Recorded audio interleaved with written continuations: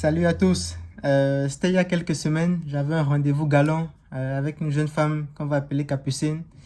Et c'était sur Skype, ce qui donne une sorte de Skype date.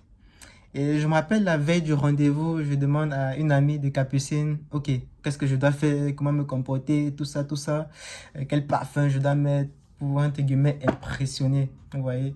Et ce qu'elle m'a répondu, ça m'a beaucoup marqué, ça m'a beaucoup touché. Elle m'a dit, sois toi-même et tout ira bien. Et là, je me dis, waouh, c'est chaud. Pourquoi? Parce que j'étais prêt en fait à arriver à mettre un masque. Et j'étais prêt à être fake, à pas être vrai. Et je pense que de nos jours, tous autant que nous sommes, nous mettons tous des masques. Hormis le masque, bien sûr, du Covid qu'il faut mettre, protéger les uns et les autres. On met tous des masques en fait qui peuvent être différents. Des masques, par exemple, de la supériorité. Je sais tout, je connais tout sur tout. Le masque de la religiosité, le masque de la cool attitude, voilà, rien ne peut m'atteindre. Le masque du blagueur, celui avec qui tu peux jamais avoir des discussions sérieuses, qui lance des vannes à tout va, tout ça, tout ça. Et moi, je me rappelle que j'étais vraiment celui qui portait un masque de la piété. Le masque de la piété, voilà, je suis un homme pieux, je suis un homme droit, mais avec beaucoup d'impureté dans le cœur, beaucoup d'impureté dans les actions aussi. Et le fait est que les masques, en fait, bien sûr, quand on parle de masque, c'est pour masquer quelque chose, c'est pour cacher.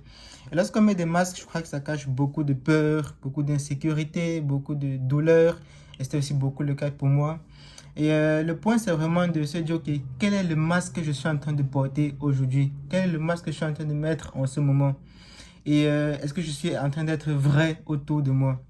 Et la Bible nous parle des masques, mais la Bible nous parle surtout de comment retirer des masques et être une vraie personne. En Jacques chapitre 1, verset 23, la Bible nous dit, en effet, si quelqu'un écoute la parole de Dieu et ne la met pas en pratique, il ressemble à un homme qui regarde son visage dans un miroir et qui, après s'être observé, s'en va et oublie aussitôt comment il était.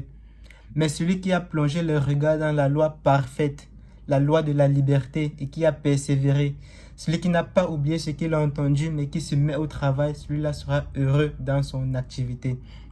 Dans la Bible, ici, est comparé à un miroir, tout simplement. Le miroir de notre cœur, le miroir de notre vie. Donc, le point, c'est de faire quoi? C'est de tourner le regard dans la parole de Dieu, voir quel est le masque qu'on porte aujourd'hui et vraiment retirer le masque. Juste apprendre à être vrai, apprendre à être nous-mêmes, apprendre à être juste sincère avec nous-mêmes. Et le défi, c'est quoi? Étudier la Bible ensemble, étudions la Bible ensemble, voilà, qu'on puisse aller à la découverte de nous-mêmes et voir le résultat. La Bible nous dit qu'on est heureux dans notre activité parce qu'on a persévéré, parce qu'on a regardé le regard dans le miroir, la loi parfaite. Donc c'est vraiment le message de ce matin, l'encouragement de ce matin, qu'on puisse étudier les Écritures ensemble, voir ce que la Bible dit, tout ce qui est masque et en plus de ça, être vrai. Bonne journée.